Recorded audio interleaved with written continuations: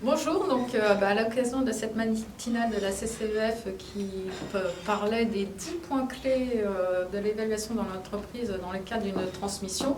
Donc on s'est vraiment positionné dans un contexte de transmission interne ou externe de l'entreprise et nous avons mis en évidence en fait les étapes clés d'une évaluation d'entreprise dans ce contexte. Étape clé, bien évidemment, on rappelle les fondements d'une mission d'évaluation qui sont à 80% la compréhension d'entreprise, c'est-à-dire compréhension de sa stratégie, compréhension de son marché, dégagement des forces et faiblesses de l'entreprise, et après compréhension de ses agrégats financiers.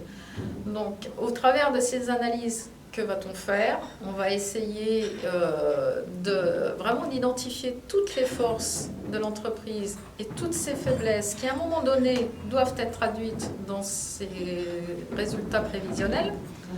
On va aussi s'attacher à comprendre la formation de son résultat. On va s'attacher à raisonner comme le chef d'entreprise, c'est-à-dire à raisonner sous forme de reporting. Et on va obtenir un résultat récurrent, on va dire résultat normal. On va essayer d'atténuer tous les effets exceptionnels du résultat et tous les incidents de parcours de l'entreprise. On va d'ailleurs choisir quelques agrégats de valorisation sur le résultat, donc que ce soit nos agrégats anglo-saxons EBITDA et EBIT ou le résultat net. C'est à choisir avec le chef d'entreprise et en fonction des méthodes que l'on veut retenir. On va avoir la même démarche pour analyser le bilan. En fait, l'objectif, c'est quels sont les biens qui sont nécessaires à l'exploitation d'entreprise et qui sont valorisés par nos méthodes d'évaluation, et quels sont les biens qui ne sont pas nécessaires à l'exploitation d'entreprise et que l'on va valoriser comme si on les cédait demain. Et enfin, au bilan, c'est quelle est la véritable dette de l'entreprise puisqu'elle en tient compte dans la valeur.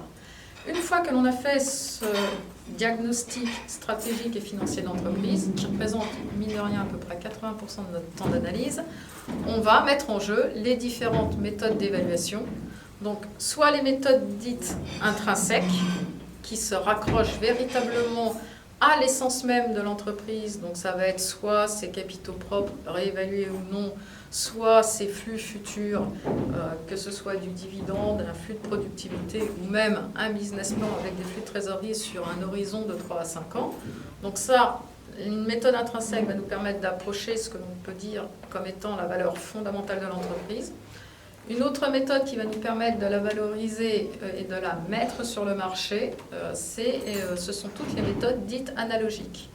Et là, on va appliquer aux multiples de l'entreprise, soit des multiples boursiers, donc on va refléter une position minoritaire, soit des multiples de transactions, c'est-à-dire qu'on va refléter une position majoritaire. Et enfin, dans certaines activités, on va avoir quelques multiples dits sectoriels. Donc certains ont été très connus, et notamment au moment de la bulle Internet, qui étaient les multiples de visiteurs uniques. On les voyait bien.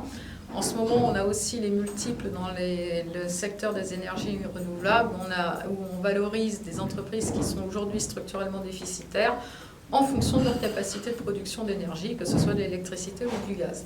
Donc, ces méthodes dites analogiques permettent de ce que l'on appelle de pricer l'entreprise, c'est-à-dire de définir un prix. Mais quoi qu'il en soit, la valeur de l'entreprise n'est pas le prix de l'entreprise.